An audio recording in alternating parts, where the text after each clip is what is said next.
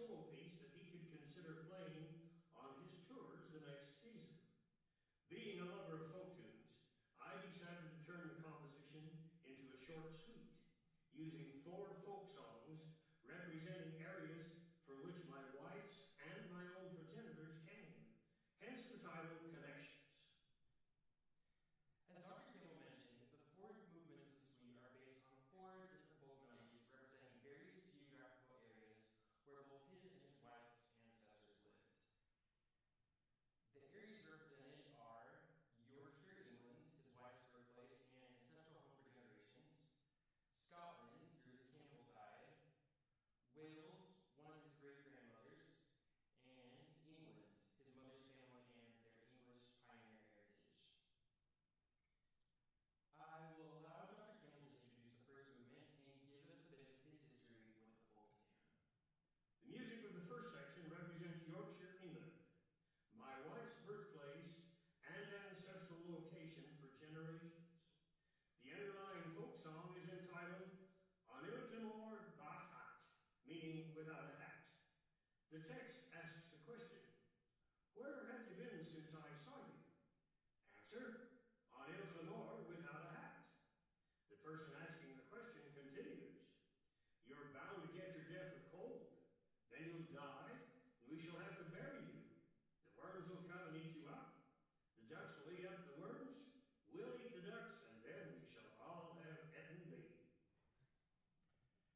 While all 4 elements of the Bartok quote represent each of the 4 movements, I would like to approach this movement through the lens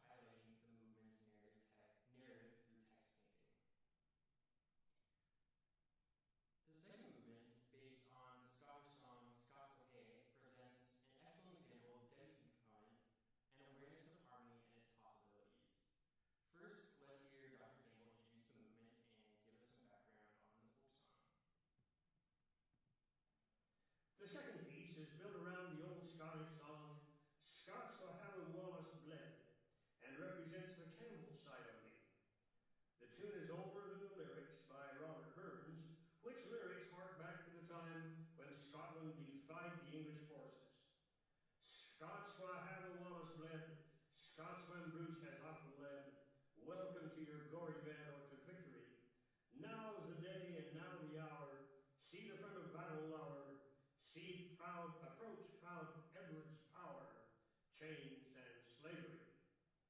Other verses continue with rallying words.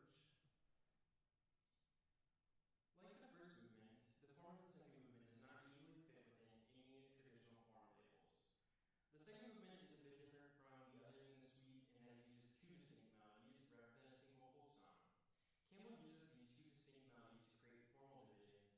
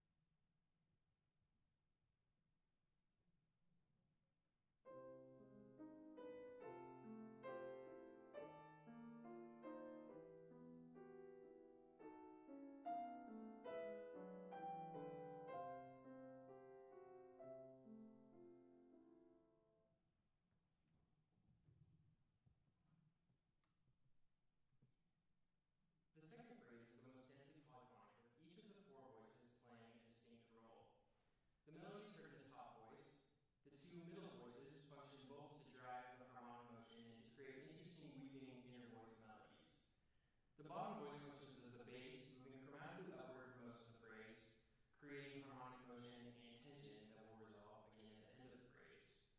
I will now demonstrate how these voices sound played together, and then I will move on to the final movements.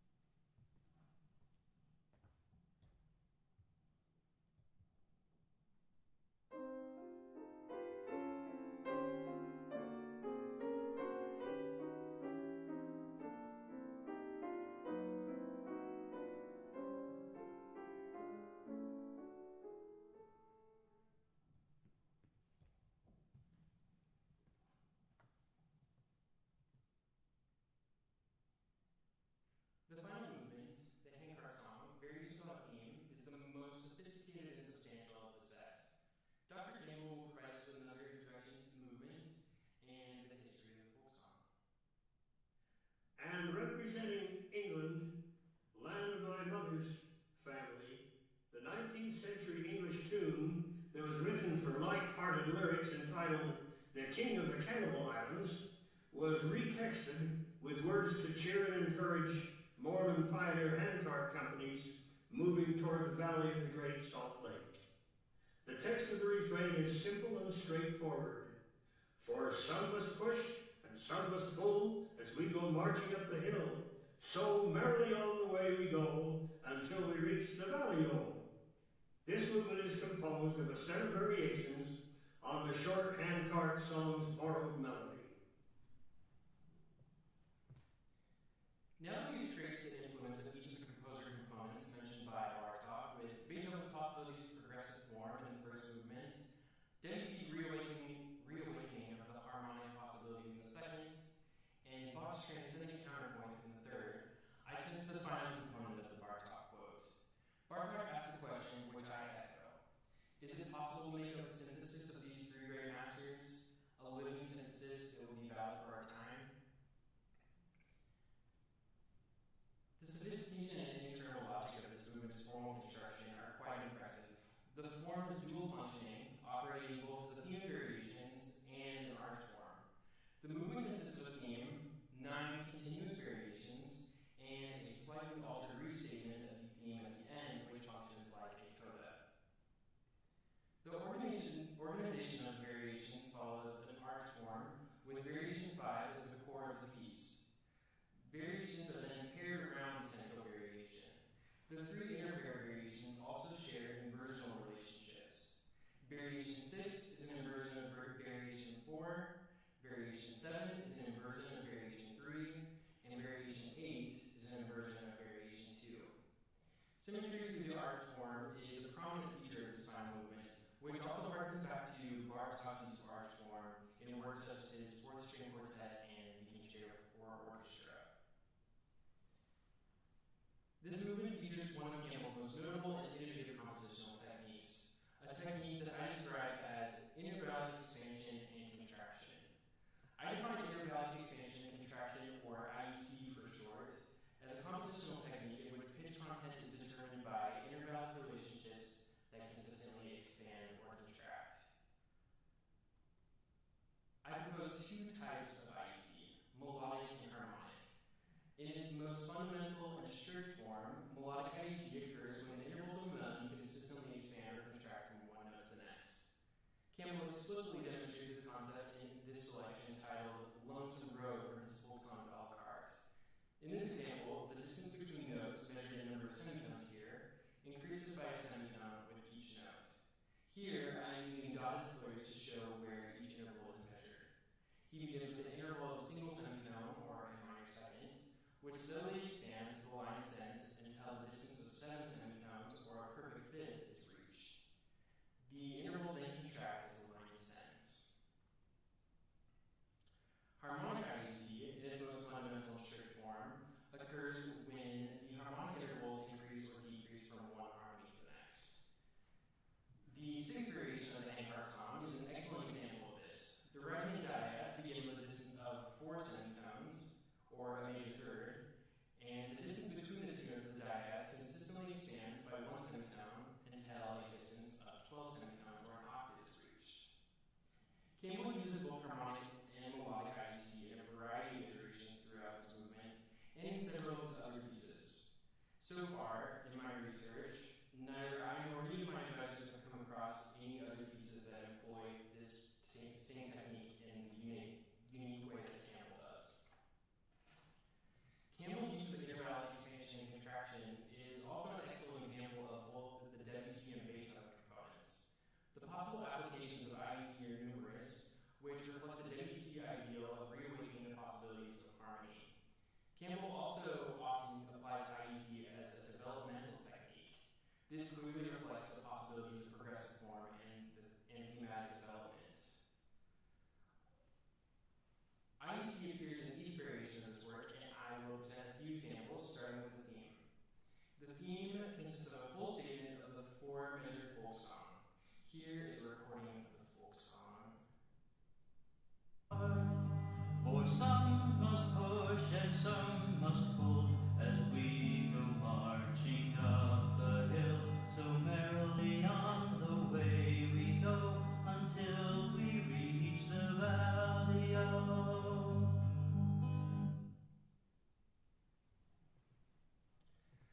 The theme uses this unaltered B-flat major melody in the piano's upper register. Each measure of the theme is harmonized with a different chord quality, which is played up or down by a half step. Measure 1 is harmonized with major triads, measure 2 with minor triads, measure 3 with an open fifth plus the added major sixth, and measure 4 with diminished triads. Campbell's use of IEC in this variation is subtle, occurring harmonically between the two inner voices of the texture. As seen in this reduction of the two inner voices on the screen, in measure 1, the distance is 4 semitones, which contracts into 3 semitones in measure 2, except for the third chord of measure 2, which is likely changed to a major third to avoid clashing with the melody. Measure 3 contracts down again to 2 semitones, which explains the slightly unusual choice of the open fifth with the added major sixth harmony, and finally expands back out to 3 semitones on the fourth beat of measure 3, which lasts until the end of the theme. Another example of IEC occurs in a transition that connects variations 8 and 9. This transition section is perfectly symmetrical, with the hands mirroring each other exactly. The E-flat above middle C serves as the axis of symmetry. In each melodic IEC example I discussed so far, I measured the interval melodically from note to note. In this instance, the interval that expands or contracts exists between two 16th note cells. The interval between the two 16th notes also changes somewhat irregularly. The interval starts at a distance of 9 semitones and eventually contracts down to a distance of 1 semitone as the hands work inward. As the hands expand back outwards, the interval also expands, eventually reaching the distance of 12 semitones or an octave. Expansion and contraction extend all the way to texture on a macro level. This transition section begins with the hands in opposite registers, 60 semitones apart, and the hands work inward, moving closer together in perfect symmetry before meeting at the axis of symmetry, the E-flat above middle C, 0 semitones apart.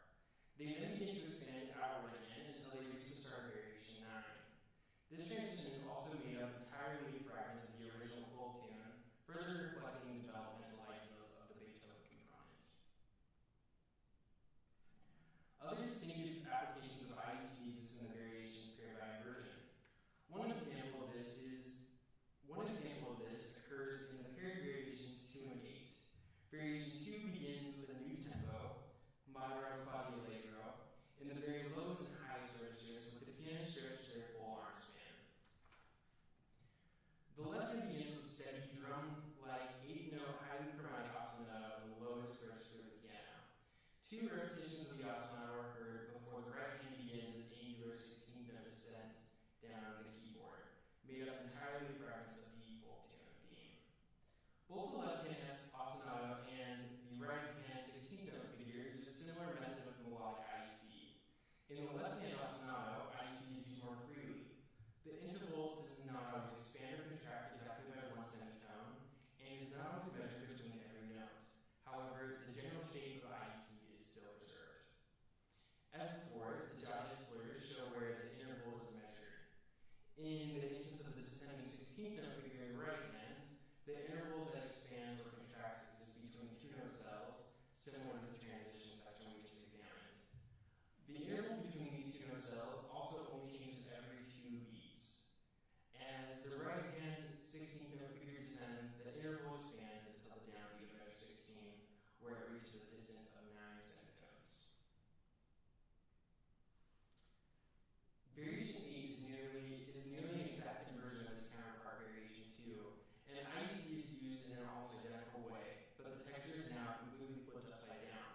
The 16th note figure that was in the highest register in the right hand is now in the lowest register in the left hand.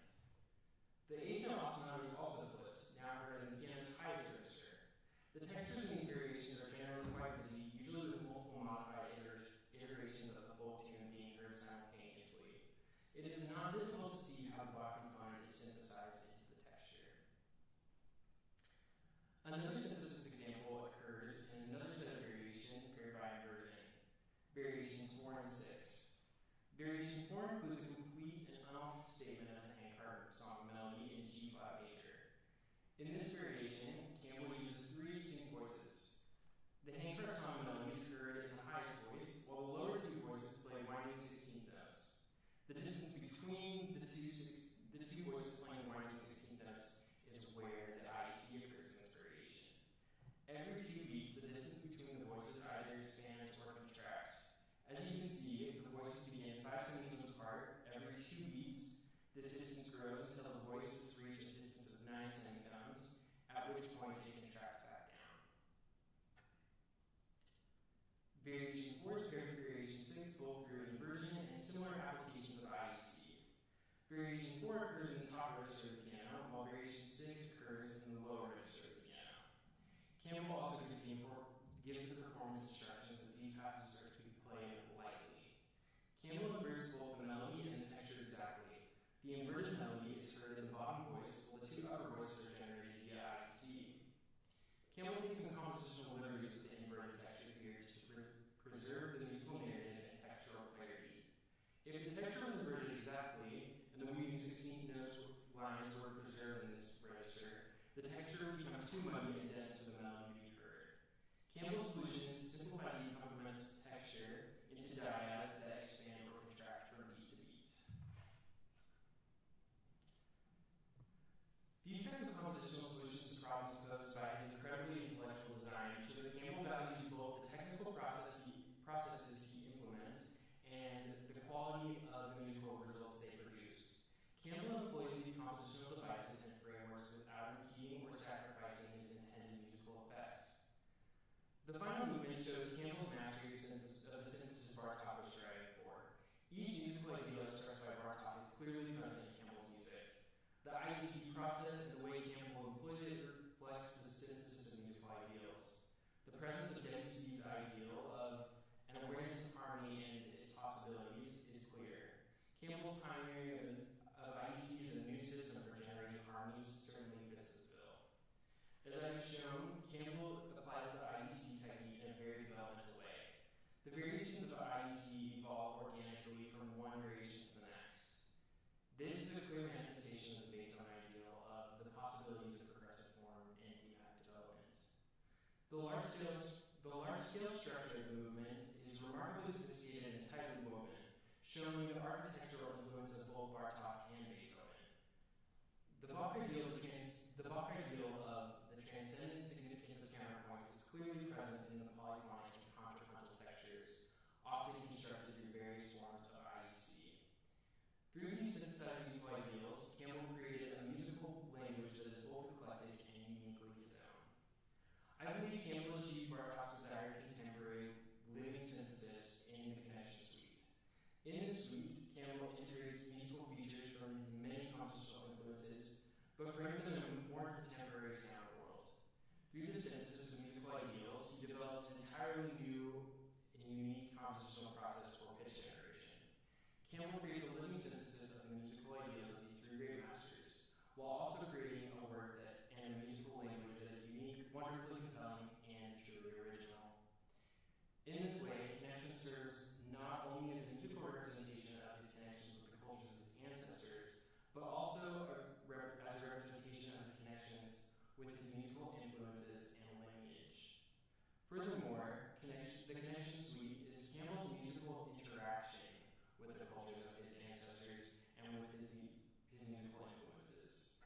Campbell does not just summarize these musical and genealogical influences, he synthesizes them through his own artistic voice, fully integrating his personal relationship to them. Before I perform this work for you, I would really like to express my appreciation for everyone who supported me in this research. First, thank you all for being here this evening and for me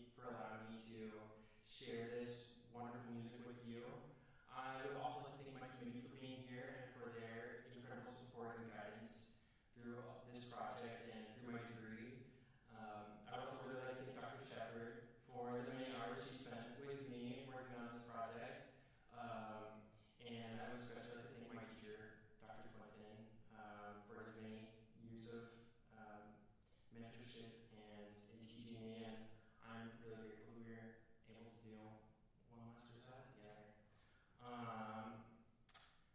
And I would like to thank my parents for driving all the way here from Utah. That's amazing.